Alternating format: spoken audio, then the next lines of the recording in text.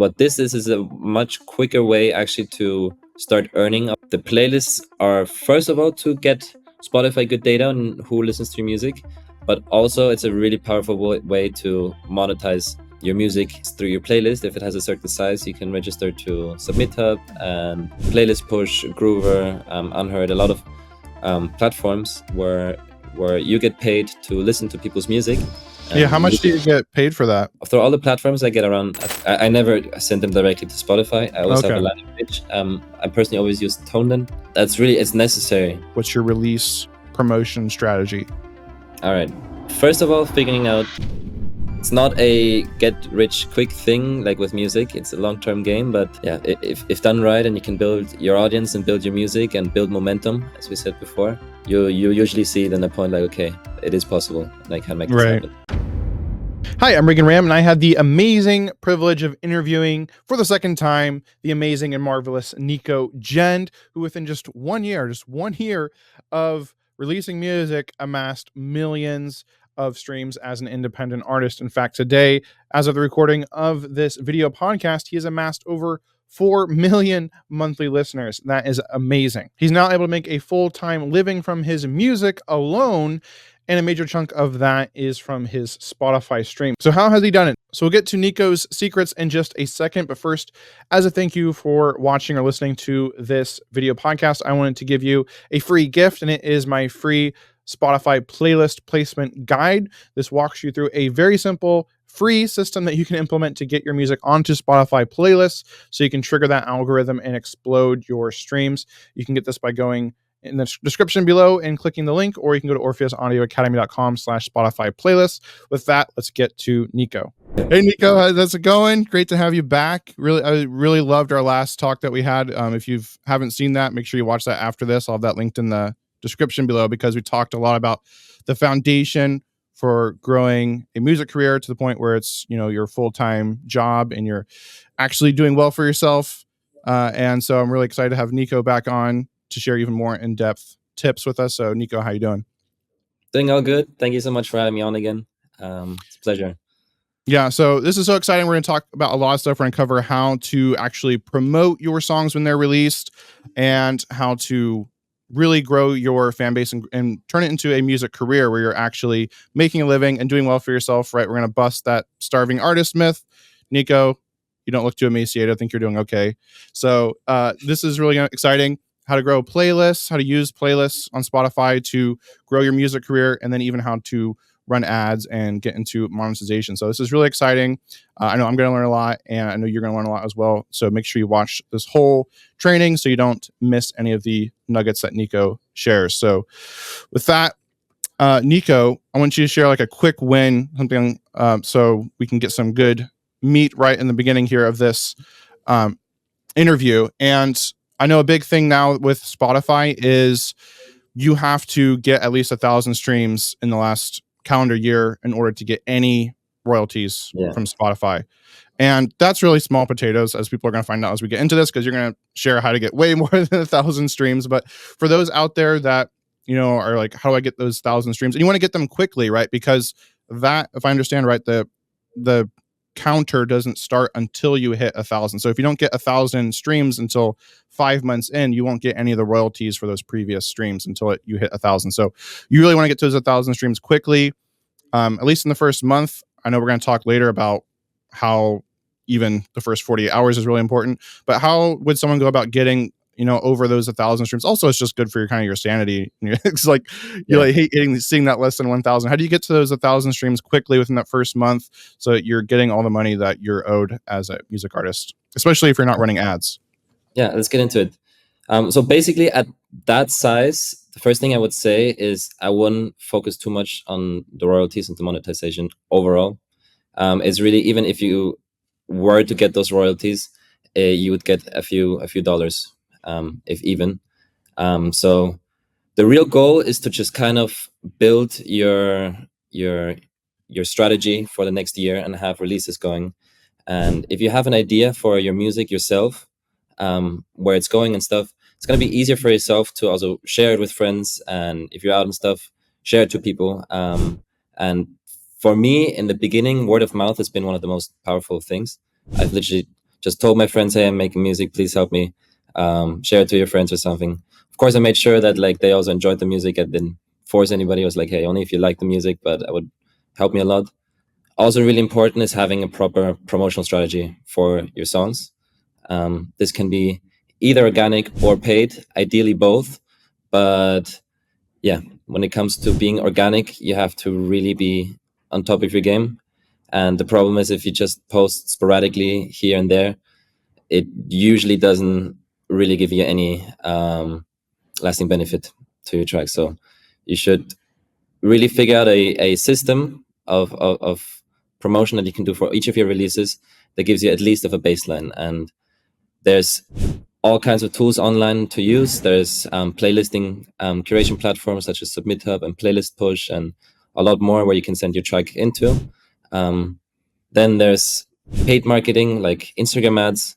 Then yeah, there's influencer marketing. There's all kinds of different things, and you have to find what fits with your music and just keep doing that for at least a few releases so you can see that. But the 1,000 stream mark, once you have a promotional strategy that actually makes sense, shouldn't be too hard of a task, and you'll achieve it quicker than you'd think. Those 1,000 streams are going to become very unimportant when we're going to be getting a whole lot more with what we're going to share in this training. But yeah, so having a street team kind of in place with maybe your closest friends and fans, and just have them ready to go to stream it when it comes out.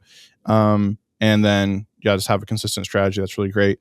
Would you recommend at all like streaming your song yourself? I get that question a lot. Like, do you just like stream it a bunch? What are the pros and cons, that other dangers to like Spotify taking? I mean, I personally, I have to admit, I do it myself too. Like when my song comes out, I do stream it a few times in loops and stuff.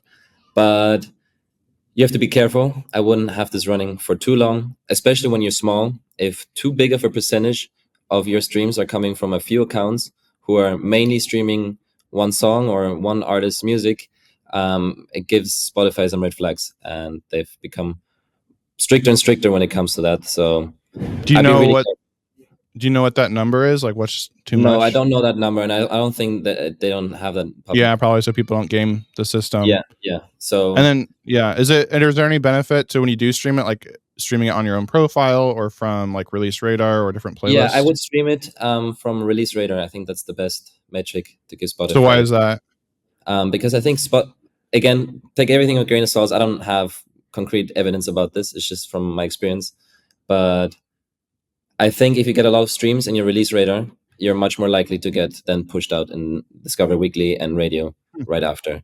And if Spotify sees that somebody gets a Release Radar and they're streaming that song the most out of the 20 tracks or something that are in there, it's a good indicator for it. And it's different.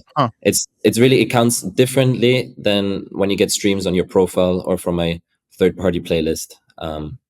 So these are all kind of give Spotify slightly different analytics, and it's important to do as much as possible on all fronts. Like it's also good to have people listening to your track on your profile and also adding it to the playlists and actually having them listening to their third-party playlists. But yeah, to achieve it, we can. So you just want all the data. So then going back to like kind of that street team idea. So would you recommend those people to stream it on Release Radar, but then also add it to a playlist? Yeah, if you have a playlist and stuff, add it to your playlist. But yeah, you can stream it a few times. Let's say you have it streamed for an hour to 3 hours, like while you're doing the release. Even overnight, if you're bigger, probably won't affect anything with your release. But it's just important to be careful and not to overstream the thing. But what's good is telling your friends, like, hey, I have the song coming out. Please stream my track as much as possible. Make sure to have some volume on it. If there's no volume on it, it doesn't count as a stream. And yeah, in the beginning, that goes pretty far away, I would say. Okay. And if you're able to get on like 2-3 playlists, either from somebody you know or a friend or something that like, and they listen to a playlist, like it also helps. So yeah, this is probably getting a little bit ahead of ourselves. We'll get to this later, but my understanding is you need to get to like 30% popularity to get on Discover Weekly, which is kind of the big goal. Is that correct? I'm honestly not sure if that's exactly like the 30 popularity score, if that's really what it takes. It's more like a thing of how much data and how concise the data is of Spotify. Like how it knows, okay, these are really the people that like the music. It's clearly one of this artist's better performing tracks. This is the audience that's being added to these playlists, and the more it kind of knows about your music and understands you as an artist, the more it's able to push you out. And generally, with Discover Weekly, I've seen since they've implemented Discovery mode, it usually you can really only get a significant push in Discovery Weekly and stuff like that if your track is in Discovery mode. So Okay. that's a tool that most artists only unlock once they're at 20,000 monthly listeners. Okay. So what? Yeah. And What exactly is discovery mode? Discovery mode is a campaign that you can set through your Spotify for Artist manager. You don't pay money directly. What the deal is that you basically select a few tracks of your catalog, the ones that qualify, and it basically tells Spotify, hey, push these out in the algorithm, like focus on pushing these out in the algorithm. And it basically runs a campaign for a month, and then it tells you at the end of the month how much it boosts these tracks. And for each track, for each stream that it boosted you through the discovery mode, so through telling it, hey, boost this track, they're taking a 30% cut, which is Okay. yeah, kind of lousy move to get more money, even I would say, but it's the way of the game right now. And from my experience, it really helps your track out if having it in there. So Yeah. it's really only after a month of your release that's when your track becomes eligible to be added. Okay. And And you when you need to add have. it in there, that's when usually you get a big algorithmic push. Okay. If Spotify has good and enough data from the first month and the first few weeks of the release.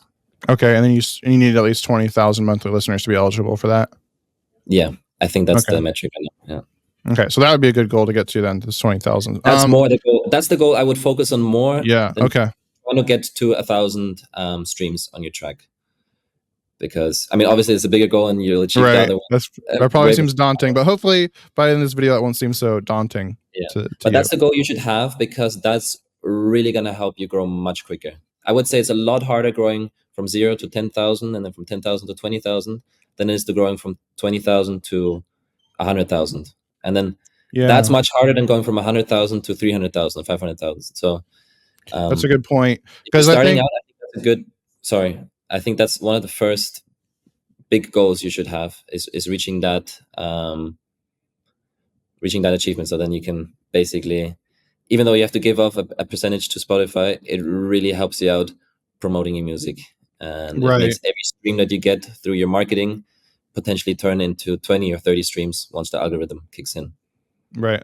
Yeah, that's a big part of Spotify is just the exposure as well as the royalties because now you're getting a larger audience. Those are people that could, become potentially super fans, join your email list, buy merch, whatever else you're selling. So that's a big thing there.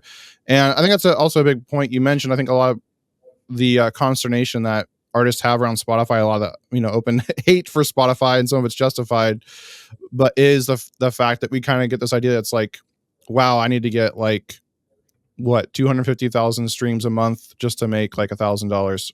That sounds like so daunting because we think of it in kind of a linear way, but what you're talking about is it's more of a snowball exponential effect, and that first starting out is so hard, but then you get kind of like that like hockey stick type graph where it just kind of takes off once you get past the Absolutely. certain Yeah. milestones, and that 20,000 you say is kind of a big one where things start to kind of Absolutely. change. Yeah. Well, Yeah. that's Yeah. really exciting. That's really encouraging, I think. And I mean, speaking of monthly listeners, you got a few, don't you? You've got what 4,000 or 4,000, 4 million, over 4 million monthly listeners. Last time you only had what 1.7, so you've been a little busy. So what have you been doing? Has it just been continuing the strategy? I know you've been traveling a lot. So what's just Yeah. been new with you since our last interview? So the honest truth is that the growth in monthly listeners is not really from anything I've done now since the last time we've talked. It's a track that I released pretty much exactly a year ago from now. and also did the same strategy, just promoting it through meta ads and sending it to some playlists and having my own playlists. And pretty much that just started growing and growing. And especially now over the summer, also like a hockey stick, it's just been going like this. And yeah, it took me 3 years to grow to 1 million monthly listeners, which was always my big dream. And yeah, I've basically achieved that. And then within a few months, it's just quadrupled that. So it's completely mind blowing to me. Like I can't really fathom to it. I feel extremely blessed and grateful. But it also shows that, I didn't even think it's possible to grow to that size without any record label or without anything, because at this point there's a lot of artists that I've been looking up to since a long time, and they've been working with the coolest and biggest labels. And at this point, they're smaller on Spotify. So it shows that like it is really possible to do it yourself, and it is really possible to do it yourself without TikTok and without posting shorts on days on end. So that's really exciting. That especially that last part there. Yeah. So and we'll get into that. But so that's so cool. It's basically you've built a machine that kind of has just done its thing and Yeah. on its own at this To point. give It's more kinda, detail, I've ran the ads like normally with that song specifically. The ads as well were really well performing.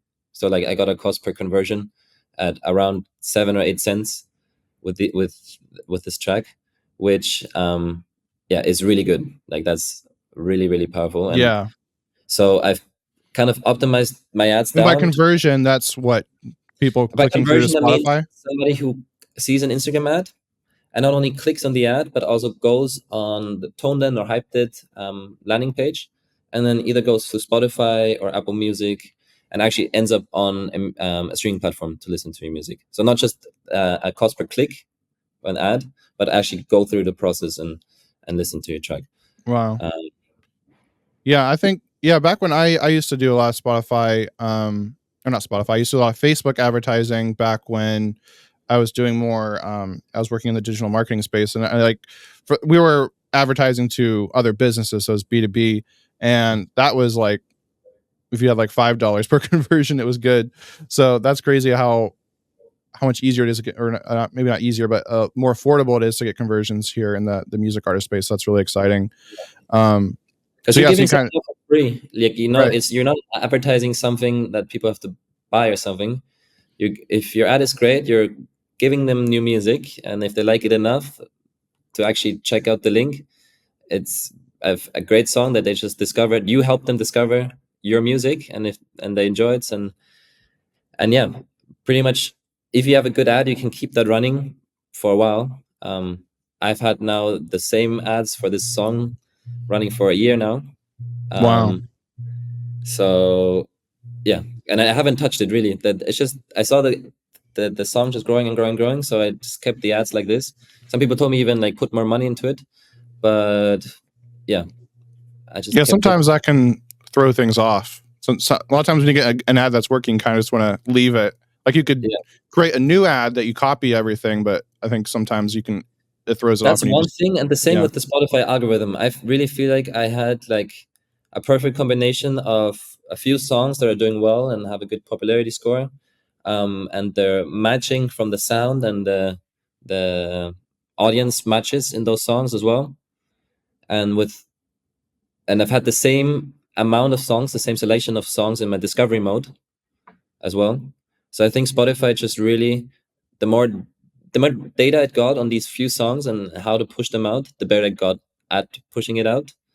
And yeah, that really goes to show that like the bigger you get, the easier it kind of goes. Like it's really a Right. momentum game. Yeah, because And Spotify wants to help you if your music's doing well, because that helps Spotify because they want to yeah, keep people on their platform listening, hearing ads, seeing ads. So that's it's really all cool when like you get to that machine point. learning and AI at this point. They're also moving away from editorials. Another Hmm. update I heard now recently is that distributors and managers and stuff like that, they can't really pitch your music to editorials anymore. That used to be a really big thing Hmm. that people would offer to you. Like, hey, if you work with us, we have direct connections to Spotify and we can pitch your music to editorials. Yeah. They Yeah, I've don't heard do that anymore.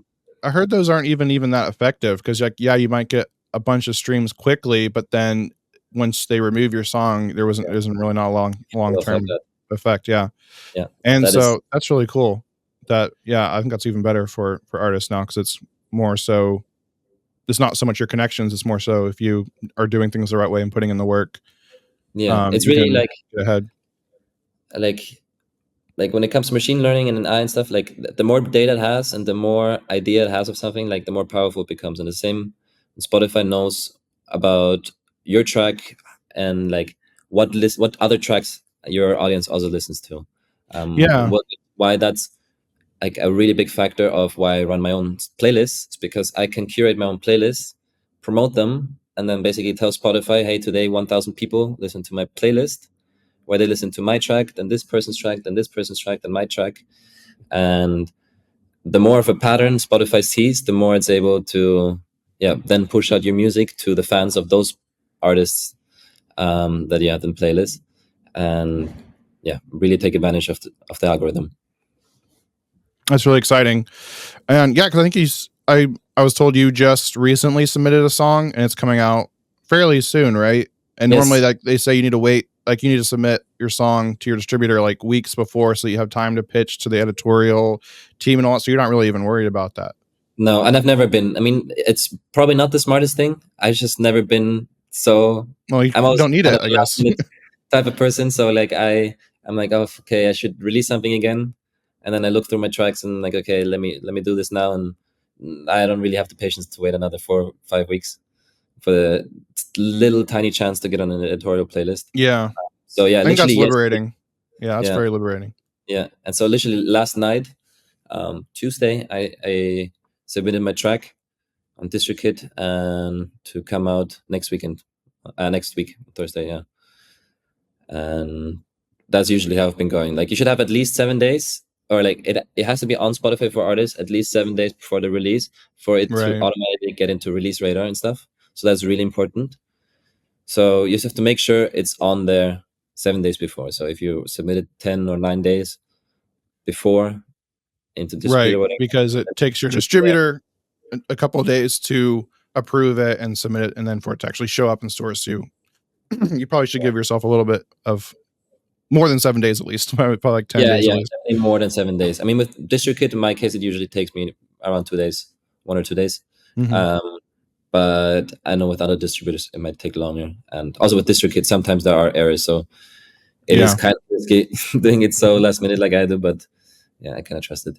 Yeah, it was an Um, experiment once. I uploaded a song and had it scheduled to release the very next day with DistroKid, and mhm. it worked. So, at Really? least for Spotify, I don't know about the other platforms, but that was cool.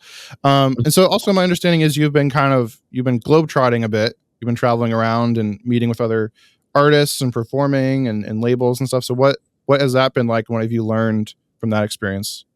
Yeah, I mean, it's also absolutely crazy. I've had the most insane summer of my life. Meeting like my idols and stuff, and being invited to, yeah, first of all to Ibiza to come meet like people in the music industry and managers of artists I really like and meeting the artists and stuff.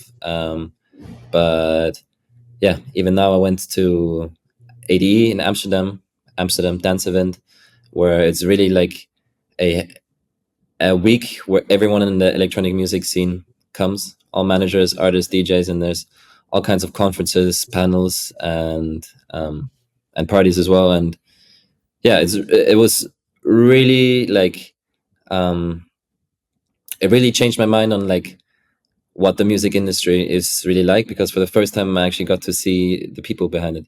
At ADE, actually, I there was a Spotify house, and I got to talk to actual people behind Spotify, like product managers, and yeah, Wow. uh, and talk about music marketing and music and creating events and all kinds of stuff. So it's super interesting, and I really realized that it's a pretty small world, at least in my genre.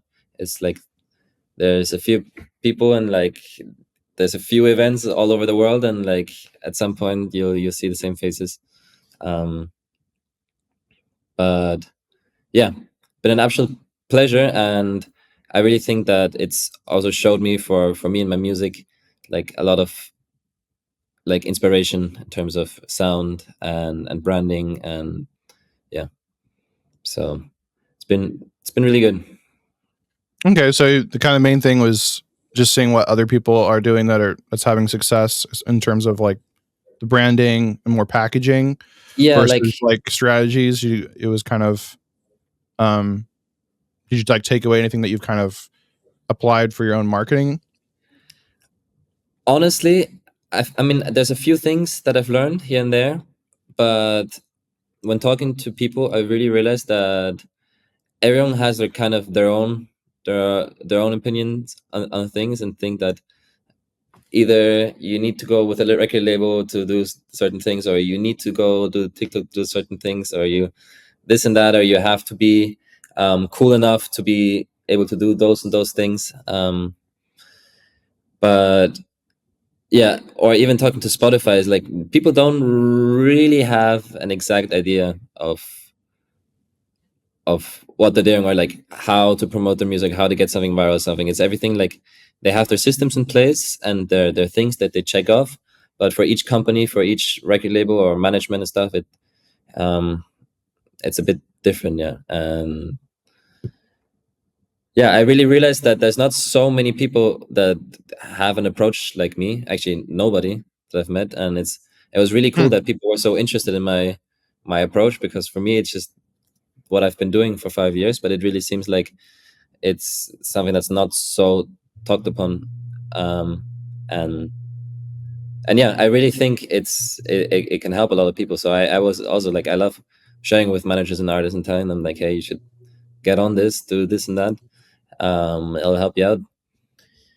And yeah, it just gave me more confidence that like what I've got for myself, and like with my music that's going so well, and also for my friend Paco, and now also for our clients, for the agency, and also the people who've read the blueprint. It's, yeah, unbelievable. It's like the best thing ever, and it just showed me that I want to keep going, and yeah, keep pushing forward with more new resources and information to give power to independent artists, and kind of reshift the music industry, because yeah Yeah. it's kind of a, or it's been a scummy industry, in my opinion, and with a lot of foul actors. And the danger Yeah. is for independent artists is to fall in these traps. And even if you don't fall in these traps and you work with stuff people, I think it's just a cool thing knowing you can build this yourself, and yeah, leverage Right. minimum work to actually promote you and end up keeping your your royalties and your masters, which Right. in the long run will hopefully set you off and you'll be able to live off. So it's it's not a get rich quick thing like with music. It's a long term game, but yeah, if done right, and you can build your audience and build your music and build momentum, as we said before, um, yeah, you usually see then a point like, okay, it is possible, and I can make this Right. happen. Yeah, and you're not the only one, but there's a lot of people kind of really upsetting the industry. And I think at this point, it's kind of like, I mean, you're definitely on the cutting edge, I would say, but it seems like the whole record label thing is kind of a thing of the past. Like, I think maybe the place for record labels today is kind of a hybrid approach where it's more so assisting the artist to kind of do the things that you're already talking about, kind of like what you guys are doing. You're kind of like the new record label with your yeah, agency. I think that's more so the approach, but we still kind of have this um, I don't know, idealized view of labels because it's like that external validation, like I've made it because I'm signed to this label, even though you haven't really made it because there's a lot that can go wrong. We kind of detailed that in the last uh, interview, so go check that out if you want to learn more about Nico's experience with signing to record labels. But yeah, I think that's a lot better approach is be independent because then you're not beholden to anyone, and I think you can actually have a much higher more you can do. You're more flexible, and I think it's just a lifestyle overall. From what I've heard, many artists say that are independent and doing well. And yeah, I've it's pretty universal. I've heard lots of bad things about labels. So that's really interesting. And then speaking of your blueprint, you recently updated that. So if you want to know everything that Nico talks about, we can talk about his system and what he does. If you want everything in one place, definitely grab his blueprint. I highly recommend that. I haven't read the updated version, but I'm sure it's even better. I'm hoping to read that soon. So yeah, what exactly did you decide to add to that? Yeah, so basically we just took everyone's feedback that we've gotten, like made some points more clear, just extended on some few things. We added a few chapters, made all the screenshots new again because Meta keeps updating the UI for the ads manager, which is really annoying. Yes. Changing where the I don't buttons know are. why. I And don't know why they yeah, do that. I also don't know why, but They have too much time that's on really their hands. frustrating. But yeah, that's what we did now. And yeah, anyone who bought the old copy will get the new version, and it goes forward like with all the new updates we have. If you get the blueprint, you'll always get the newest That's really version. cool. Yeah. Yeah, I hate that when you buy something and it gets outdated and you're like, well, you have to buy the new thing now. Yeah. So that's really generous. I think I appreciate that. So yeah, if you want to grab Nico's blueprint, just go to orpheusaudioacademy.com/Jend. And people have a discount link. You can put in my code Reagan10 at checkout and you'll get 10% off. So that's really exciting. So thank you so much for that. So let's move into getting a little bit more in the weeds and getting a little bit more detailed, granular next here. So let's say someone watched the previous interview we did where you kind of laid the foundation. Really, the foundation is getting into the point where you're creating that consistent music. You kind of have a music conveyor belt that you've built, and you talk about how to do that. So they have this music now, and they're ready to release their music. So how, say they have a song coming out, like you have a song coming out in a week or so.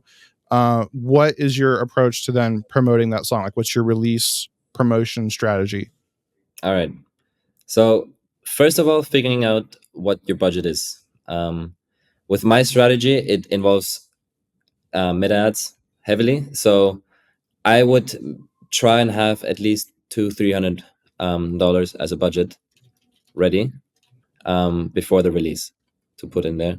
It is possible to do with less, but for reasons that I will go into now, it really kind of hinders you to really optimize your ads if you don't have a certain budget.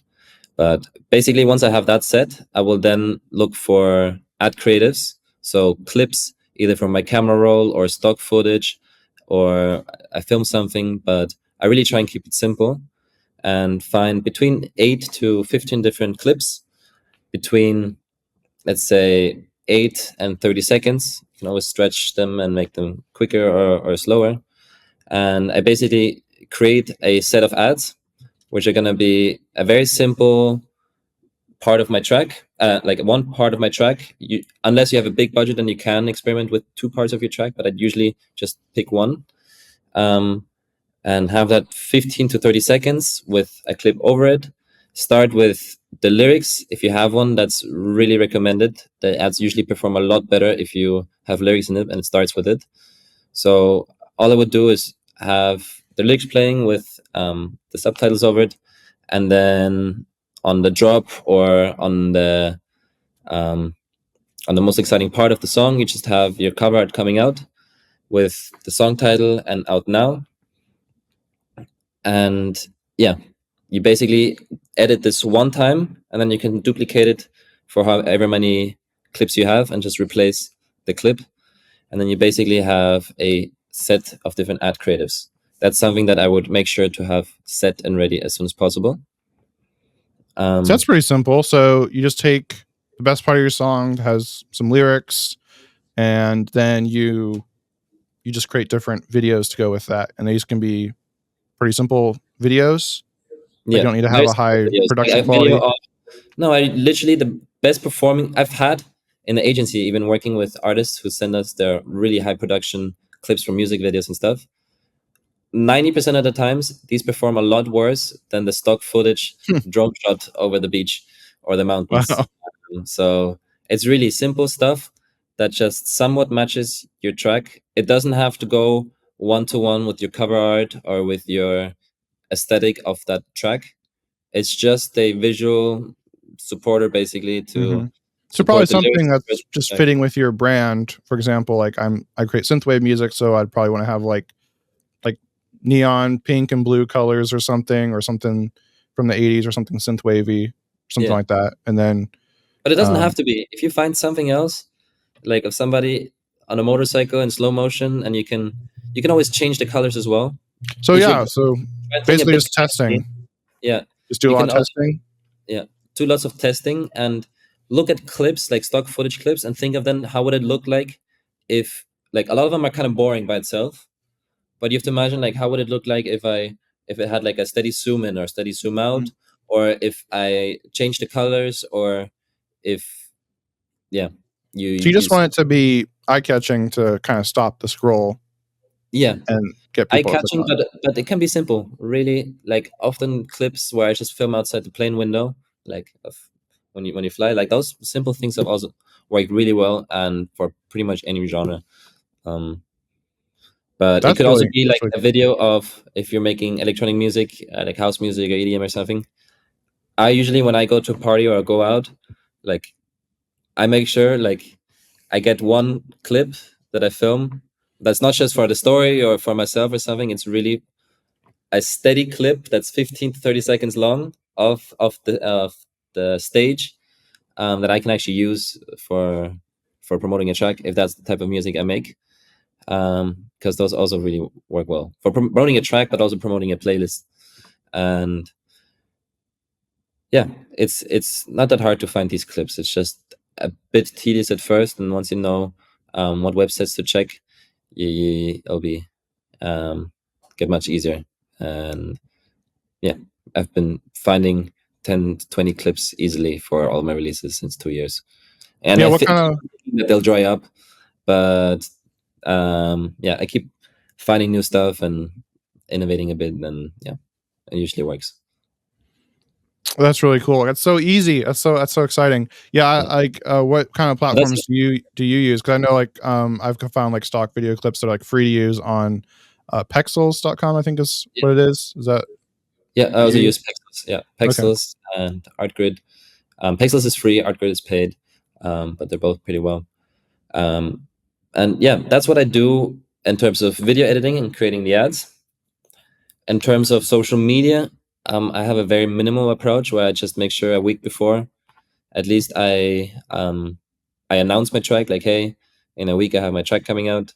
Maybe tease it, show something behind it, or show when I made it or where I made it. Just a simple carousel post or reel. Like, I don't overthink that part so much. Um, and then I might post something in between the week to remind people again that, hey, the song is coming out. It means a lot to me, blah blah blah.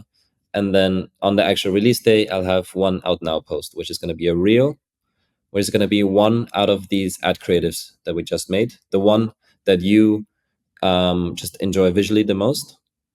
You pick that one and post that on Instagram as soon as your track comes out at midnight.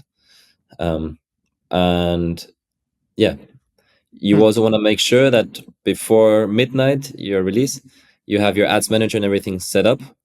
And not only set up, but a little tip that I do, and you have to be careful with it. But once everything is set up, I usually I create the ads, and I do that actually a few hours before the release.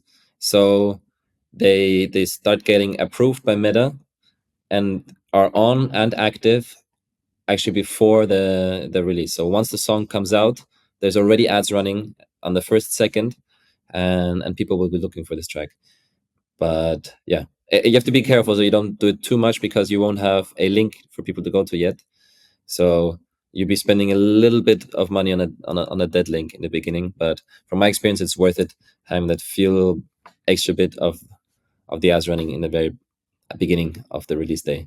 Because yeah, it's really the first 24 48 hours, the first peak of your track, really determine how it's going to look in the long term. So that's what Spotify is looking at, how well it performs when it first releases. Yeah. And so if you front load all the streams, then that'll get picked up by the algorithm and promoted to more people. Yes, this is from my experience. I've talked, as I said, at ADE. I talked to Spotify people, and I've asked them that question, like, is the first day for his 48 hours, for his week, and they didn't even tell. Like, it seemed like they didn't even know, and it's all like stuff. So that's really what I've had the experience with, because the trajectory of the release of a track is on average usually pretty similar. Like, you have your peak, and then like you have your long tail off. That, yeah, if you're at a certain size, not when you're getting a few hundred or a few thousand streams on your tracks, but let's say you're at a 50,000 monthly listeners or something, you'll see that your tracks have a lifetime of a year or 2 years, even if it's just a few tracks, a few streams. But the bigger the peak in the beginning, the higher the chances of that long tail end just to be higher, first of all, and that's where really you make your money back. But also it increases the chances that after a month or 2 weeks or something, you actually get picked up by the algorithm and then you go up again, and that actually ends up being more significant. Yeah, I've heard other artists say the same thing. That's the velocity, I guess, is what you would call it, is getting those a large amount of streams in a short period of time is really important, especially in that front end. So, speaking of long term, though, what do you do anything to promote your songs like long term, or if someone's already released a song, can they still do this, or is this more so you're better off just putting out a new song? You can still promote an old song. It's definitely possible. Same strategy and stuff. The thing is, you don't have that initial release status on your track, so it's harder to get the algorithm going there. And in my experience, it's usually better just to put your budget in the new release and focus there. If you have a track though that you really think deserves a new chance, then I think it's definitely possible doing that. Like, I have 2 tracks now that I'm still promoting, and they're a year old, like I said. But you usually see more of an impact with your money spent if it's in the beginning of a release. Like, as I said, in the first few days, you'll see more of an impact long term with your money spent than if you do that with a track that's already been out. Okay, yeah, that makes sense, because I guess the Spotify algorithms more has its ears perked up, I guess, if it's a new release and they're more paying attention to And it. you're But giving it fresh data with a new release, and you right, add, if the ads and stuff are well, if they're done well, then like all the data Spotify has on that track kind of matches and aligns. If you have a track that's older, it might be different, different listening to what the ads would be, and also mainly it's that it's not a new release anymore. It's really okay, Spotify like pushing out new releases more than older ones. all right. So the main thing you're doing is you're running the ads. You're doing very minimal social media, so you're just posting what, like once a week or a couple times a Yeah, month. like for a release, I would post 2 to 3 things.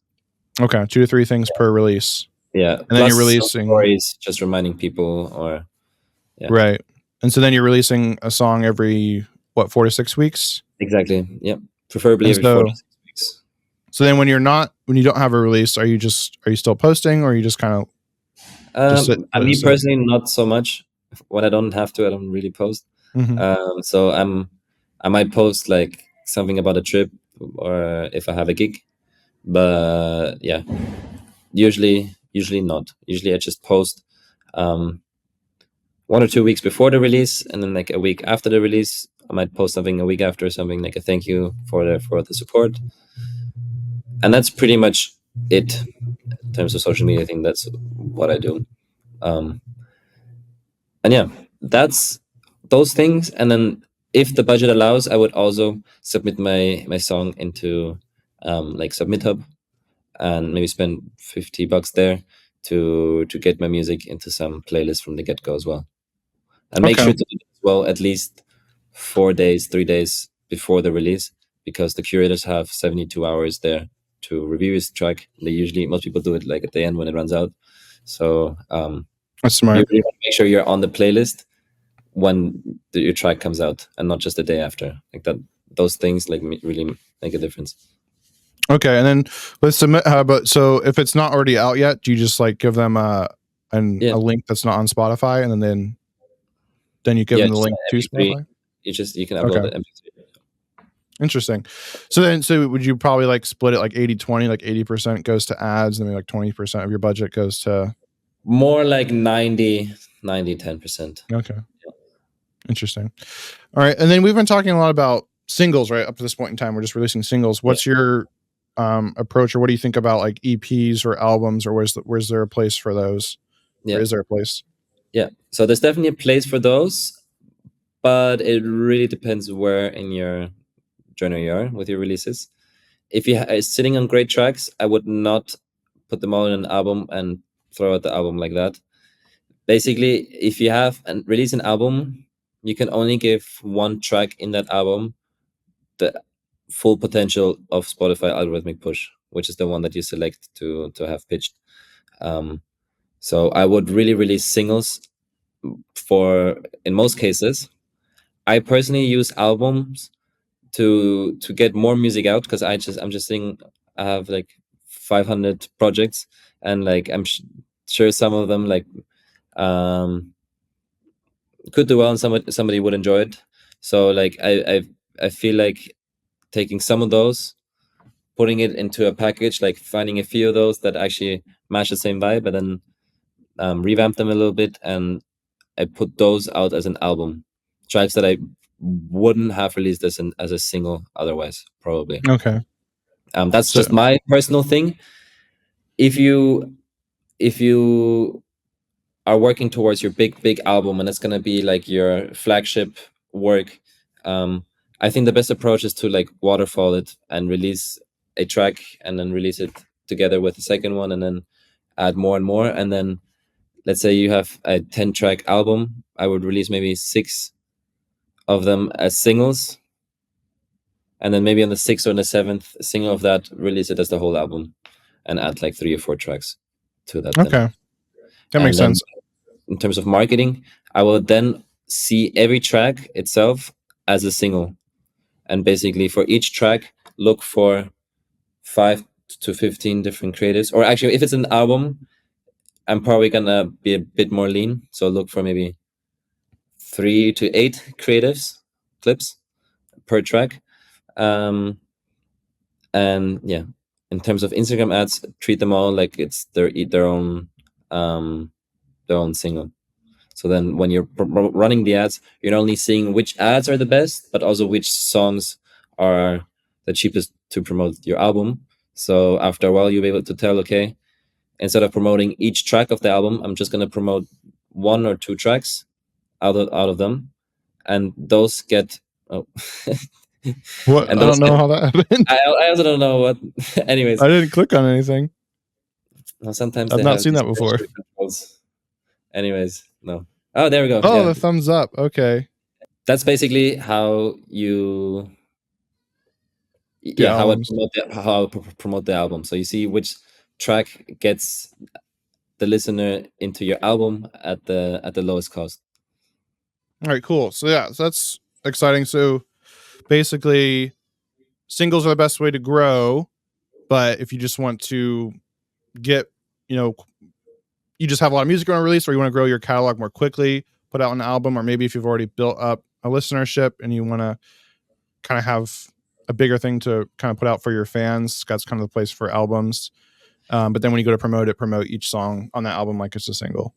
Yeah, I think it's more when you're established to focus on albums. I think especially in the beginning, I would do singles, and as you get bigger and there's more people waiting for a release of yours, then an album makes more sense. I mean, you could even release 12 singles and then, or 10 singles, and then you just collect them into an album later, right? You could just release an album, it's all the same songs, but maybe you add like one song or something, but then you collect it as an album. So it's like a re-release, and it's also re-promoting all those songs. So you could even do it that way.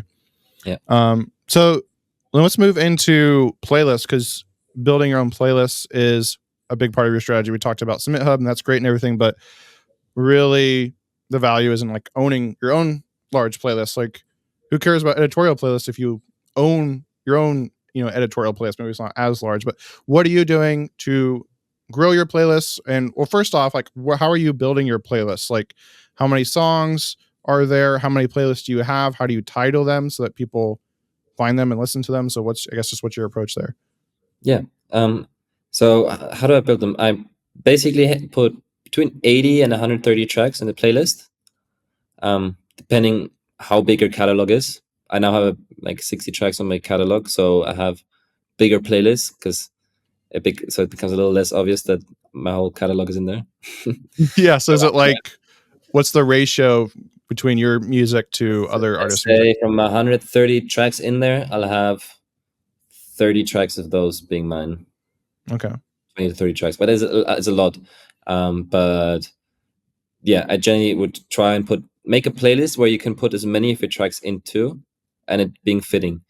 The goal of the playlist is to have a well-fitting playlist with different artists and different tracks of different sizes, with yours mixed in really well. So when you do send people to that playlist and they listen to it, it really tells Spotify who your perfect audience would be. And that's something you can control with your playlist and by your ads, because you're promoting a certain sound of music that matches yours, and with that you get the right people to listen to your track. And that's really what you're trying to do with these playlists. And so if you have music in two different subgenres, let's say you're making tech house and very chill lo-fi house or something, you don't want to put them in the same playlist. You would like to create two separate playlists and promote them. And yeah, I in terms of the title, I personally do something very simple. I call it like best house music of 2024, and I just change the year. Okay. So literally, create my ads for my playlist once a year, and I have those running pretty much the entirety.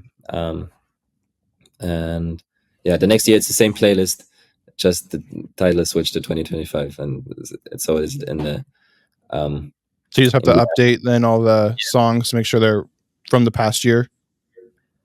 not really. I just take out stuff that I feel like it's outdated. Mhm. Um, Yeah, I mean, if it's a classic, right, that's still the best song it's for still that going to year, be right? played this year. Stuff Mhm. that came out this year, or like that's coming out now, will be played in the summer of 2025.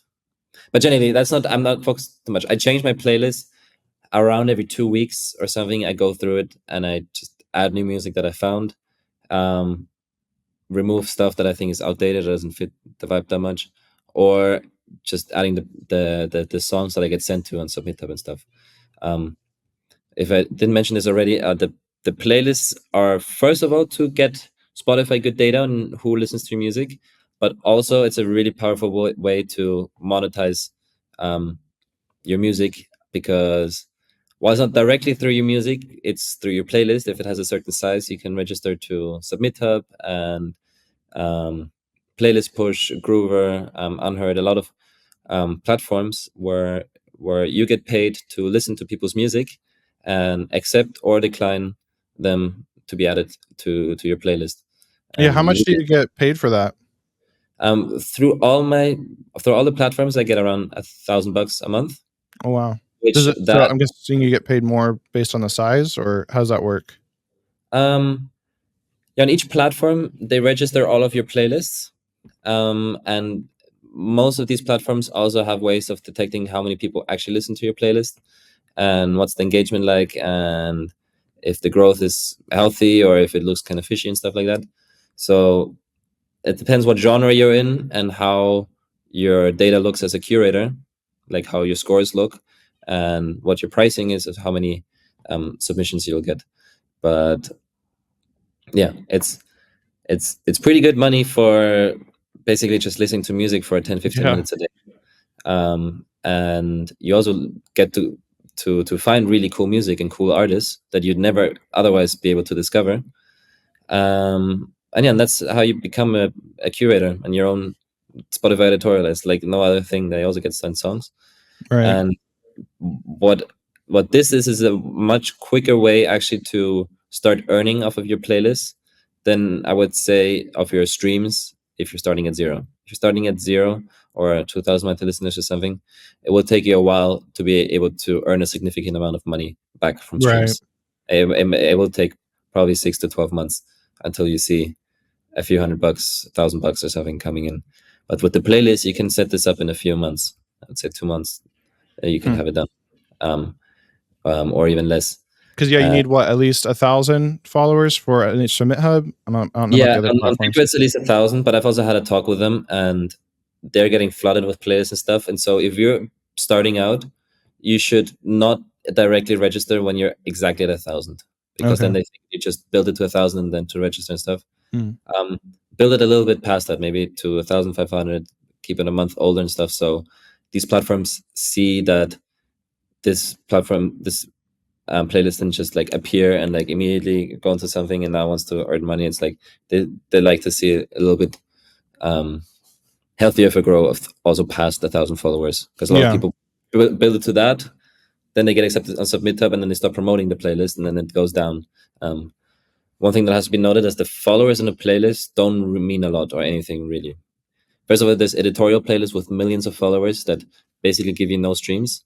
And the same goes for like your own playlist. If you don't promote it, people will stop listening to it. It's like usually the people that you get from your ads, they listen to your playlist for a week and then they don't anymore. So what I do with the $1,000 I get a month, I reinvest 600 to 700 back into the ads, and I keep the playlist growing. First of all, I get my music promoted, like my streams, and I give Spotify really good data by continuously having people go to these playlists and check out the music and listen to other similar artists. Right. So you're running ads to your individual songs when they release, but then you're also regularly promoting these playlists with ads. Is it kind of the same process with the multiple ad creatives? And then how many playlists are you like actively growing and building? So I'd focus on one at a time, maybe two. At this point, I have like, I don't know, 5 or 6 playlists. But only 4 of them are really active that I keep promoting. Okay. It depends. If you have a big enough catalog where you can make a playlist just out of your tracks, then you could do that and promote a playlist just out of your music if your catalog is big enough. But if you have 2 different subgenres, then I would make 2 playlists, so you can promote both halves of your catalogs effectively through the playlist thingy. But I would start off with 1, and if that has grown to a point they're doing well, then maybe do a second one. 3 is really good, and 2 is enough. 3 is really good to be a curator and everything. Okay. And then everything over that is just better than that, but not necessarily. Okay, interesting. Really good. A lot of food for thought there. Really encouraging, exciting that you can actually build them to the point where it's actually making a decent amount of income that you can then reinvest into your music business. Then diving into ads a little bit more. I know you kind of already talked about those a little bit, but what are like the specific like types of ads that you run? Like, are they conversion ads or clicks, or what exactly are the types that you're running? So they're sale campaigns, sales, not engagement, not traffic. And the objective of the sale campaign is a conversion, and that conversion event should be a cost per view. A view content. Sorry, view content should be your objective. So that really like distinguishes it from a traffic campaign or a link click campaign, where you're actually getting people to end up on Spotify or something through your landing page and not just click on the ad and exit out again. And then what's your approach? Do you just send them to Spotify, or do you ever like send them to your own website? Should you maybe have like a playlist embedded or something where they can listen there, and you can pixel them and track them and like retarget them, or do you do much with that? Yes, absolutely. I never send them directly to Spotify. I always have a landing page. I personally always use ToneDen, but Hyped is also good. And it's necessary to do a view content campaign, because those landing page, that's where you have your that's where you can track the conversion. Yeah, that's where Facebook is able to see if somebody actually clicked on Spotify or something. If you just have the Spotify thing, then the only thing Facebook is able to see is that somebody clicked on the link, and then they don't see anything past that. Right. That's off their platform. There's a lot of bots, and there's a lot of people just click on links and exit out and stuff. So if you don't have that, you'll end up getting 1,000 link clicks, but 20 streams. So you really want to make sure that your click-through rate is good. Yeah. So then, and that's so powerful too with retargeting, because then Facebook can go and create an audience of people that look exactly like your top fans, your top listeners. Yep. But what do you do in the beginning? Like, how do you go about targeting? Is it just think about what are other bands or artists your music is similar to, and you target people that like them, or what's your approach with how you do that? I like targeting genres. I also try out different artists as well, but usually genres are pretty good. And it doesn't have to be the exact genre of that song. Often, if I have a chill song, I'm targeting tech house. Works better than if I target house music or chill music. So you just have to kind of think of a field of genres that fans of those genres could like it, and test out those. And I always try out the interest. So, for example, house music, whatever, and then I narrow it down by Spotify. So it's actually mainly targeting people that actually have Spotify and listen. Okay. Yeah, that's a big one, because you don't want to be sending an ad to people on Facebook that don't even have Spotify. So that's Yeah. big. That's really cool. Then what about like countries? Because there's different schools of thought on that. Because it's like there's the the big English speaking countries are the wealthiest, and those are people that we might actually become fans who would buy stuff from you. But then there's also, and also think you earn more streaming wise. Yeah. But then it's probably cheaper to target the smaller countries. So what's kind of your approach with who you target country wise? Yeah. So as you said, there's countries where the payout is much higher than other ones. Like European countries or the US and stuff pays much higher than a stream from Mexico or from other countries do. So there's basically two categories of countries divided as like tier 1 and tier 2 countries divided on how much they pay out. But yeah, the ones that pay out less, they're also much cheaper to target to. And generally I target all countries. Like I have tier 2 and tier 1, so I'm also targeting Europe and the US and stuff, but I'm also including Brazil, Mexico, Africa, some countries. And so I have a list of these countries that I just do for all my tracks. Okay. Because there's probably something to be said for targeting, especially if you get more bang for your buck, you get more streams, targeting the cheaper to reach countries because To of then that trigger the algorithm. boost, right? Then it's going to be shown to people in the wealthier countries on its own. Exactly. Yeah. And that's Okay. exactly the thing. It's not like a confirmed thing, but it's like I've heard multiple people say that is that like it's like Spotify trigger countries, like Hmm. Brazil, Mexico. Like if you get a lot of streams there, you're very likely to then I'm not even running ads, and I'm already getting like a lot of streams from Mexico. yeah. I don't know why. Yeah, no, and so like if you get a lot of streams there, like it really increases your odds of them being promoted out Okay, to interesting. Europe or in the US and stuff. So what do you do then if you have like a very small budget, or even probably a separate question? What would you tell someone who can't run ads right now? If you can run ads, the clearest thing would be to do organic and push doing organic content. But as I said before, you really have to give it a good effort. You should be posting 10, 20 videos, and they should be good videos, and they should highlight stuff. That can give you a really good boost. Of course, it's one of the main ways artists are exploding now. You're It's talking just about like videos for like TikTok, Instagram yeah, for Reels. Instagram Reels, Shorts stuff. It's just I see it very much as like a lottery thing, and like you cannot get your hopes up too high. And the problem with that is that you could be sitting on the best song ever, and because your 10 or 20 shorts that you made just flopped, and the Instagram algorithm and the TikTok algorithm just didn't pick them up because they just weren't better in terms of retention rate compared to the monkey video or whatever. Like then the potential of your song kind of dies there.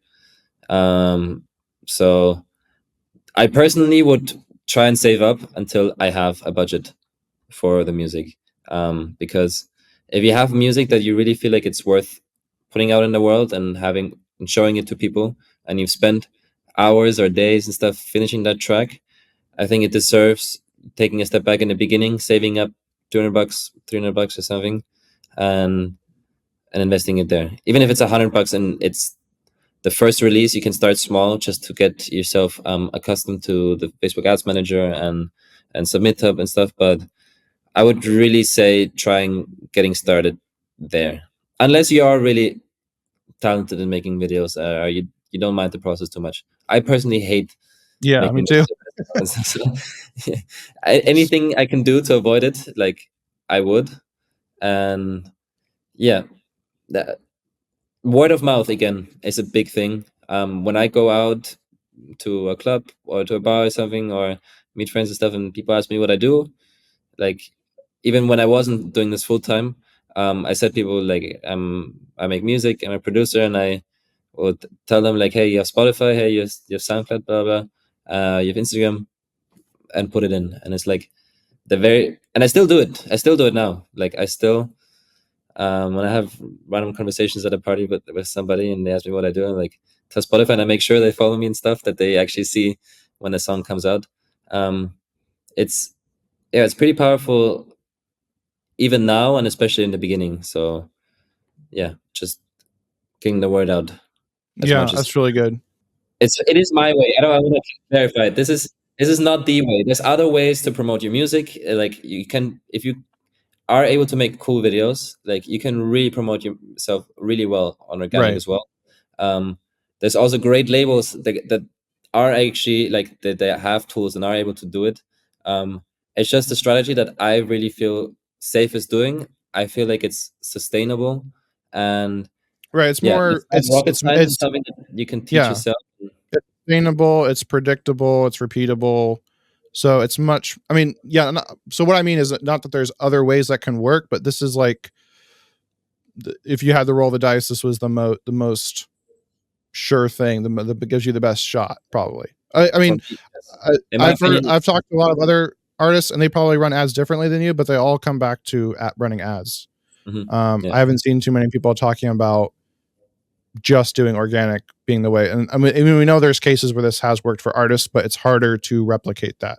yeah, And so the point I'm just getting at that is it sounds like it's better to invest your time. Maybe, like, go ahead, maybe try doing the organic stuff, but you're probably better off if you had if you had limited time, putting that time into finding a way to get the money to be able to put into ads, maybe.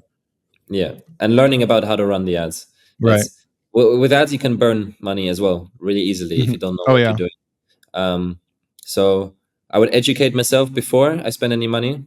Um, make a budget that I can actually live with. What I do when I calculate my budget is I think of, okay, I have 10 tracks I want to release in the next year. Um, I then figure out, okay, how much money am I comfortably able to spend on my music career in the next year? And then I divide that for each release. And then I would actually start with smaller budgets in the beginning and then kind of increase them later on, because I'll get more experience with learning the ads, knowing better like which creatives or interests work well for my music. Um, and yeah, just get more experience, more of an audience, more of a momentum. So when you put a little bit more fire each time, a bit more fuel into the fire each time, like um, that's really how I've grown. Yeah. Yeah, Yeah, totally. That's yeah. When I started running ads, it's the same thing. You kind of gotta start small and learn what's working, and then we find what's working, then you can scale up and increase and go from there. So this has been amazing. So much to be covered, but it can be a little overwhelming. And probably the hardest part about watching trainings like this or just learning in general is actually then going and implementing it. So I heard something about you have a planner that can actually help people implement this and know exactly what to do step by step. Can you talk more about that? yes. Like one of the biggest issues that we've identified that like artists have is like actually like creating the plan, staying on top of that plan, and like keeping track of all the tasks and analytics that you're getting, because you're wearing so many different hats: your social media, your accounting, your marketing. You're also doing the what a label would do, which is like, okay, planning out when are we releasing what. Maybe we're doing a collab 4 months out, this and that. And so it's like a whole convoluting thing. And so I've personally I've been using paper things, to-do lists, and my own systems, some of which I have in the blueprint, like how I choose my tracks and how I plan my 12-month release plan. But yeah, with now, if the last few months, we've put everything into one productivity planner, which encompasses 10 different tools, which, yeah, basically is your life partner as a musician, which and your manager, which can help you in exactly what I just said, like being productive, keeping track of your goals, keeping track of your progress, seeing where you're at. For example, there's a whole tool about planning out your next 12-month release plan of like what demos that you have, putting in dates. It will remind you as well. It's all connected with calendars, and and connected databases. Um, Right. So this is all built in Notion, which is a really awesome tool. It yes, gives you a bunch of widgets and tools and organization. So that's really cool. yeah, You can stay on top of everything, not forget anything, have everything planned out real well. And it even tracks your analytics. That's really cool. yeah. It's really like a to-do list and tracker for independent musicians on steroids. That's Okay. how I would describe it. And so it's has everything on there. And same with the book. Like we're constantly gonna update it and add more features. And it's also fully customizable. So like everyone's process in making music and thinking of their path is different. So you can customize everything. Um, and yeah, it's like very integrated with the strategy that I am teaching in the blueprint, and it really is the exact process that I follow.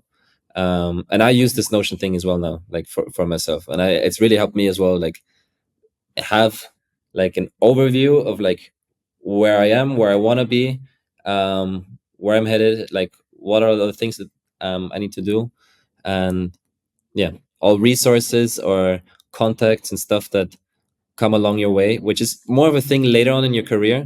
You might not see it in the beginning, but stuff really starts picking up if you have like a few tracks doing semi well, like not even like close to what like my track is now somehow doing, but you'll see it, like you can do a collaborations here, you could work with a manager here, with a record label there, or you could do this and release an album. And it's like there's so many different options, and it's all like free play as an independent artist. So it's really, really important, I think, to create that system and that clear vision for yourself to really take action and then actually follow that. Right. Yeah. You always fall to the level of your systems. So this sounds really awesome. If you want to check it out, go to orpheusaudioacademy.com/planner. And this will give you what you need to actually implement this training and know what to do and to see where you're at and know where to go. So that's really encouraging. So, Nico, thank you so much for coming on. This has been so helpful. I've learned a ton. I think everyone watching has learned a ton as well. So, what's just your last, just big piece of your advice for someone who's getting started and going through this and they're going to experience the ups and downs when they run an ad that's not working, or they put out a song and someone says they hate it? What's kind of just your big advice for someone that goes through this process, and that we've made it sound easy, but we know it's not easy, right? It's Yeah, simple, but it's not easy. it's simple, but it's not easy. Yeah. And I would say it's a long-term thing, and it's really, it gets easier and easier the more you do it. It's with the repetition, with creating your ads. The first time is a pain in the ass. The second time gets a lot easier. The third time, you'll know exactly what you'll be doing. And it's really about just continuously doing it, because it's often the tracks that you think have the best potential and are like the best thing you've ever done that completely flop, and the ones that you don't think are your best work whatsoever, the ones that actually completely skyrocket your career. It's been for me the case. It's been the case for a lot of artists I've got to know over the time now. And so it's like really keep your head up and stay consistent and find a way and a process that you keep enjoying your process. I think that's important, because it's music is about passion, and the number one goal should be to be able to continuously do music and enjoy doing music. You don't want to do music and end up in a deal or doing something that takes the fun out of it. And while ads might not be so fun at first. Like it's a little bit of a burden you have to do and teach yourself. And I think it's gonna really like you'll be grateful you did this in the long term. Excellent advice. Thank you so much for coming on, Nico. It's been a pleasure. Thank you, man. Really appreciate it. If this episode has inspired you to actually take action and start building your music career so you can earn a full-time income from your music alone, then I highly recommend you grab not only Nico's book, but also his Notion planner as well, as this is going to give you all the strategy and also the step-by-step plan so you actually implement it, because that's the hardest part about this, I think, is not the information. I don't think a lot of times we need more information, although Nico's book does have some really awesome, unique information that you can take and apply and grow your music career, but I think the hardest part is actually implementing it, and that's where that Notion planner comes in. So you can go in the description below and click to grab his book and planner, or you can go to orpheusaudioacademy.com/Jend, and just be sure to use my code Reagan10 at checkout so you can get 10% off and get this amazing bundle so you can actually launch your music career and get the results you want. Now, if you're feeling discouraged at all from this episode because a big part of Nico's plan involves running ads and you just don't have the budget for ads right now, I completely understand. I'm kind of in the same place right now, but I had an interview with another amazing music artist who is doing music full-time, and he hasn't run any ads. He's done it completely organic, completely free promotion. So if you want to learn about this artist and how they grew their fan base, then just click the box on the screen right now. The artist's name is Dream Kid, by the way. Perhaps you've heard of him, maybe you haven't, but definitely check out that episode. It's a full interview I did with him about how he went about building his music career and promoting his music. So you definitely won't want to miss that. I'll see you over there.